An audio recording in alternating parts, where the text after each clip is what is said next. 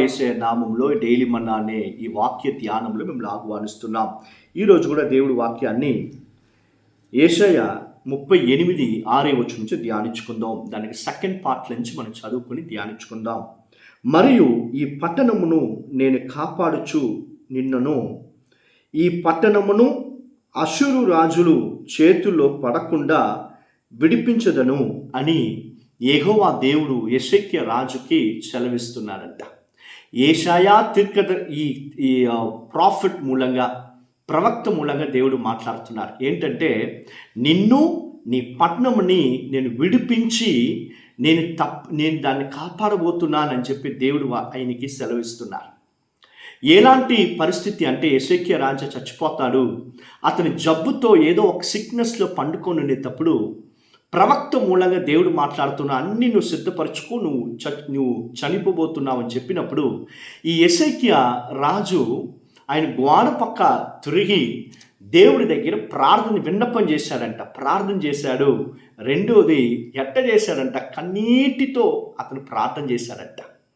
ఇమ్మీడియట్గా ప్రార్థన దేవుడు విని చెప్తున్నాడు, నిన్ను నీ పట్టణంని నేను కాపాడబోతున్నాను, విడిపించబోతున్నాను, నీ శత్రువులు చేతులను విడిపించబోతున్నాను చెప్పి దేవుడు అతనికి సెలవిస్తున్నాడు. ఈ వాక్య భాగం వినే మిమ్మల్ని కూడా దేవుడు ఈరోజు చెప్తున్నాడు, నిన్ను కాపాడి నిన్ను విడిపించబోతున్నానని చెప్పి నీకు దేవుడు సెలవిస్తున్నాడు. హల్లెలూయా.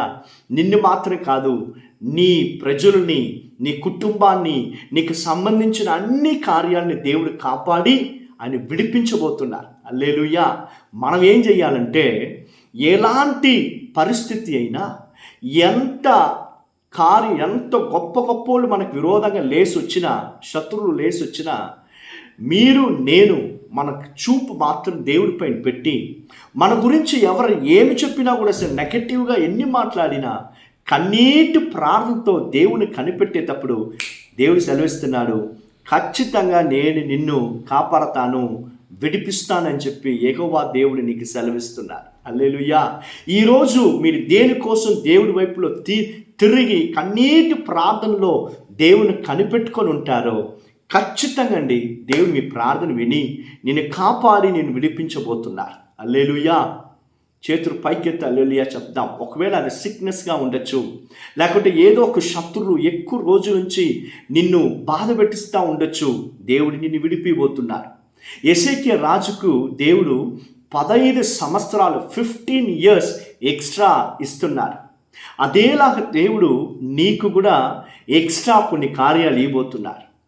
ఇంకా దేవుడు నీ జీవితాన్ని రీస్టార్ట్ చేయబోతున్నారు. ఎన్నో మంది నీ జీవితాన్ని చెడపాలి, నువ్వు చెడిపోవాలి, అంత ముగించు లోపల రావాలి, నువ్వు ఉండకూడదని చెప్పి, భూమిపైన నువ్వు ఉండకూడదని చెప్పి నీకు విరోధంగా వాళ్ళు చేసిన దేవుడు చెప్తున్నాడు, do not worry, I'm going to restart again.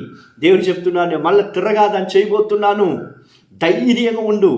నీ జీవితం దేవుడు హస్తంలో ఉండే వరకు ఎవరైనా కూడా సరే దాన్ని చెరిపేదానికి, నీ జీవితాన్ని నాశనం చేసేదానికి అధికారమే లేదండి. So fear not, be strong and be courageous. God is with you and He is going to start your life again. You are going to feel restart year after.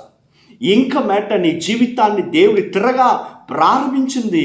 The new beginning, నూతనమైన beginning, starting మీరు చూడబోతున్నారు. హల్లెలూయా. ఎందుకంటే దేవుడిచ్చిన వాగ్దానాలు ఖచ్చితంగా నెరవేరుతుందండి.